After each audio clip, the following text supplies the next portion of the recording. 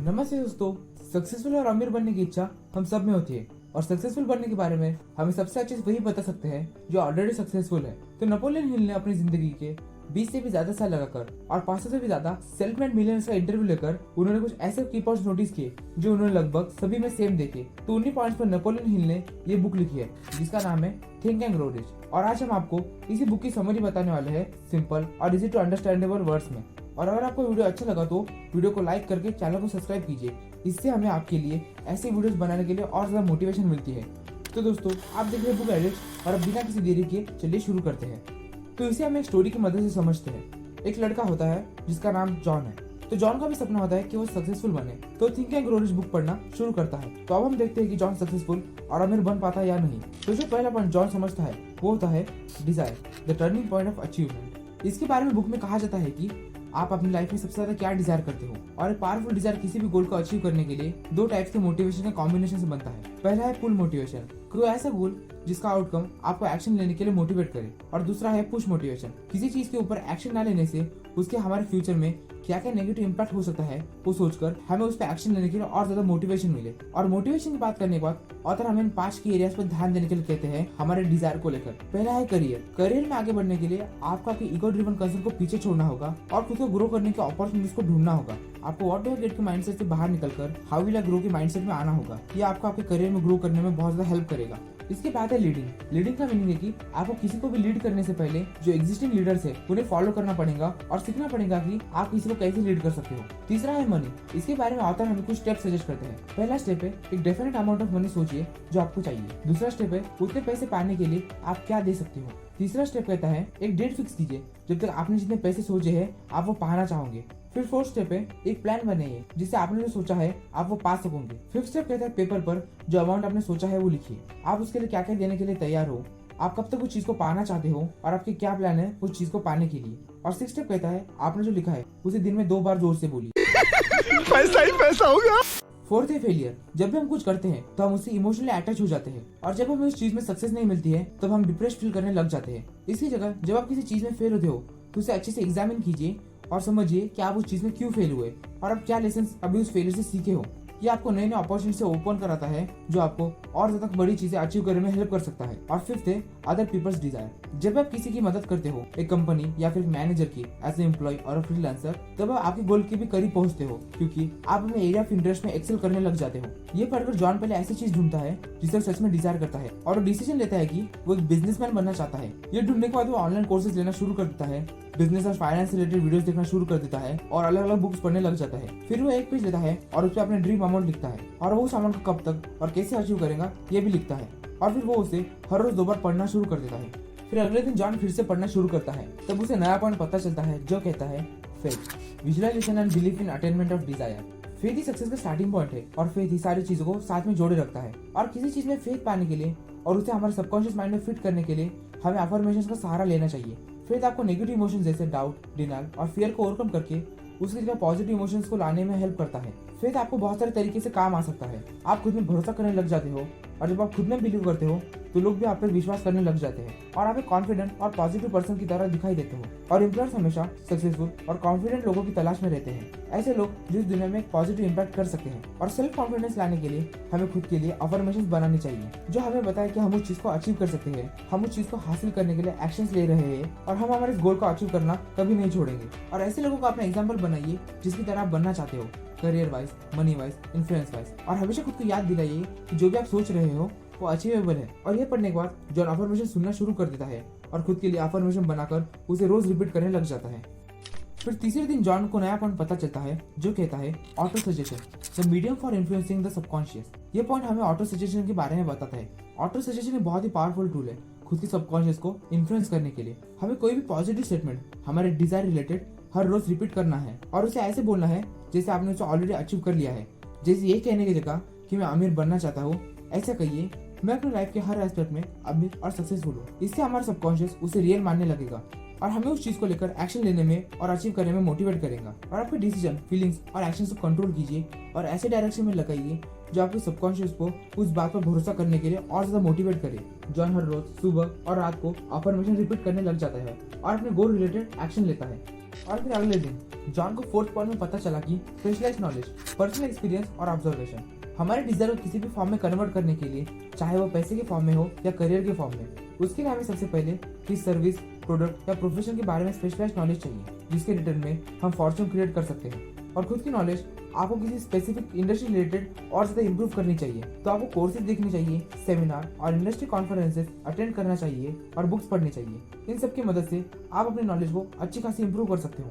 और नॉलेजेबल लोगों के साथ काम करना और उनकी नॉलेज का यूज करना भी एक इक्वली पावरफुल चीज है। पर आखिर में अगर आपको सक्सेसफुल बनना हो तो आपको हमेशा नई नई चीजें सीखती रहनी होगी। तो ये पढ़ने के बाद जॉन बिजनेस रिलेटेड कोर्सेज और सेमिनार्स अटेंड करने लग जाता है और नई नई बुक्स पढ़ने भी लग जाता है और उसे नए नए लोगों के साथ भी नेटवर्किंग करना शुरू करता है।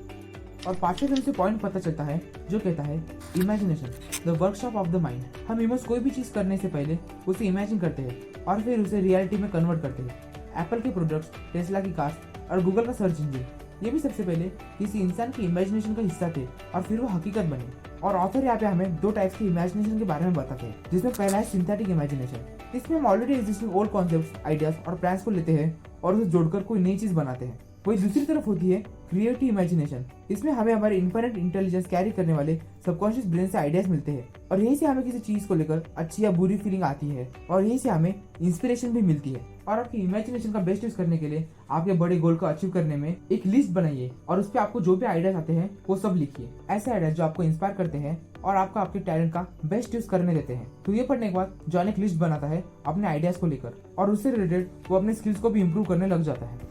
और फिर अगले दिन जब जॉन फिर से पढ़ना शुरू करता है तो उसे 6 पॉइंट पता चलता है जो कहता है organised planning, the crystallisation of desire into action.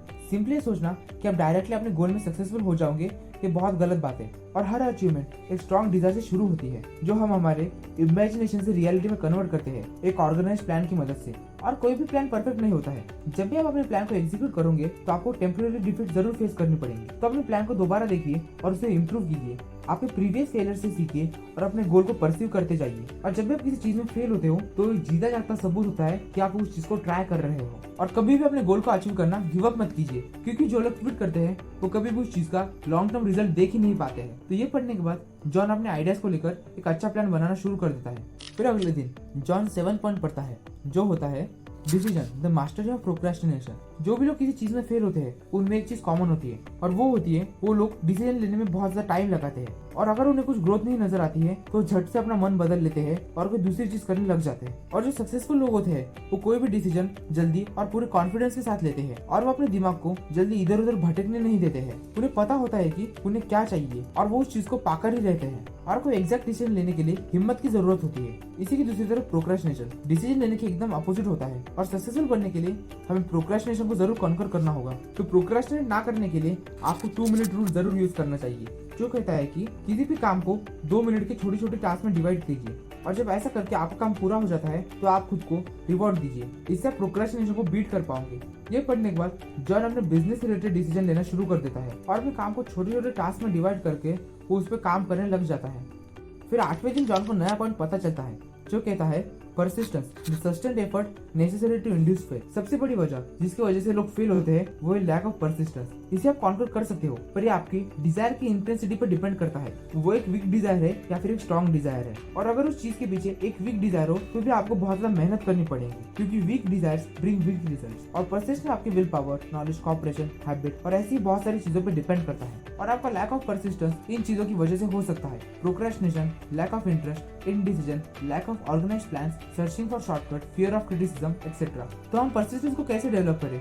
इसके लिए ऑथर हमें 4 स्टेप सजेस्ट करते हैं, जिसमें पहला स्टेप है एक डेफिनेट पर्पस को डेवलप कीजिए और उसके पीछे एक बर्निंग डिजायर होना चाहिए। फिर दूसरा स्टेप है एक डेफिनेट प्लान डेवलप कीजिए और उसके ऊपर कंटिन्यूअस एक्शन लेते रहिए। इसके बाद तीसरा है नेगेटिव इन्फ्लुएंस और ऐसे लोगों से दूर रहिए जो आपको डिस्करेज करते हैं। और फिर आखिर में ऐसे लोगों के साथ रहिए जो आपको अपने प्लान और पर्पस को फॉलो करने के लिए इंकरेज करे। तो ये सब पढ़ने के बाद जॉन परसिस्टेंस बिल्ड करना शुरू कर देता है और नेगेटिव लोगों से दूर रहना शुरू कर देता है। फिर अगले दिन जॉन 9 पॉइंट पढ़ता है जो है power of the mastermind, the driving force. Mastermind मतलब है लोगों की टीम जो आपको सक्सेसफुल बनने में और अपने प्लान्स पर काम करने में मदद करे। और आप किसी भी सक्सेसफुल इंसान को लीजिए, उनके पास हमेशा एक टीम जरूर होती है और कोई भी पावर और सक्सेस एक मास्टरमाइंड टीम के बिना नहीं पा पाता है। ऑथर कहते हैं कि no two minds ever come together without thereby creating a third invisible intangible force which may be linked to a third mind. Mastermind का गोल होता है आपकी नॉलेज को पावर में कन्वर्ट करना, डेफिनेट प्लान्स बनाकर और फिर उन पे एक्शन लेना। और ये पढ़ने के बाद जॉन लाइक माइंडेड लोगों की तलाश में लग जाता है और खुद की एक मास्टरमाइंड टीम बनाना शुरू कर देता है।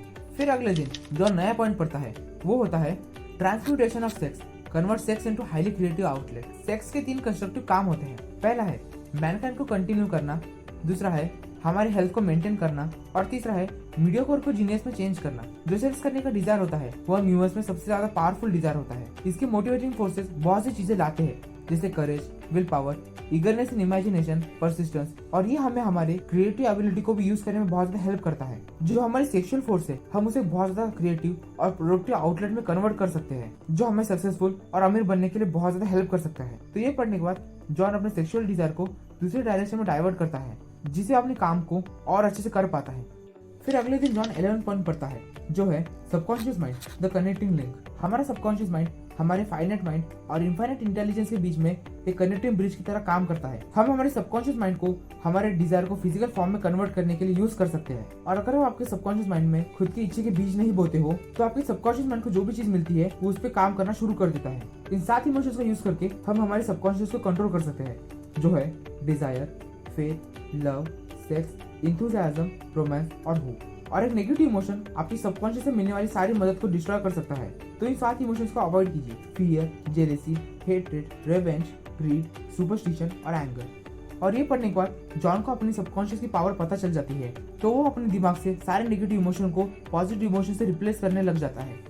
उसके बाद 12th पॉइंट जो उसे पता चलता है वो कहता है the brain, a broadcasting and receiving station for thoughts. Human brain एक ब्रॉडकास्टिंग और रिसीविंग स्टेशन है थॉट्स की वाइब्रेशन का। हमारा सबकॉन्शियस माइंड एक सेंडिंग स्टेशन की तरह काम करता है, जो हमेशा थॉट्स की वाइब्रेशन को यूनिवर्स में सेंड करते रहता है। वही हमारा कॉन्शियस माइंड एक रिसीविंग स्टेशन की तरह काम करता है, जो यूनिवर्स से अलग अलग थॉट्स की वाइब्रेशन को पिक करता है। जब भी हम हाई रेट की वाइब्रेशन को स्टिमुलेट करते हैं तो हमारा माइंड नए नए थॉट्स की वाइब्रेशन को एक्सेप्ट करने लग जाता है, और ये हम किसी पॉजिटिव या फिर नेगेटिव इमोशन के प्रेजेंस में ही कर सकते हैं। तो जॉन इसके बाद पॉजिटिव इमोशनल स्टेट में ज्यादा से ज्यादा रहने की कोशिश करता है, जिससे वो अपने माइंड को नए नए थॉट्स दे सके। और आखिर में जॉन पढ़ता है 13 पॉइंट, जो है the sixth sense, the door to the temple of wisdom. हम हमारे सिक्स्थ सेंस को तभी समझ सकते हैं जब हम मेडिटेट करते हैं और हम हमारे माइंड को डेवलप करते हैं अंदर से।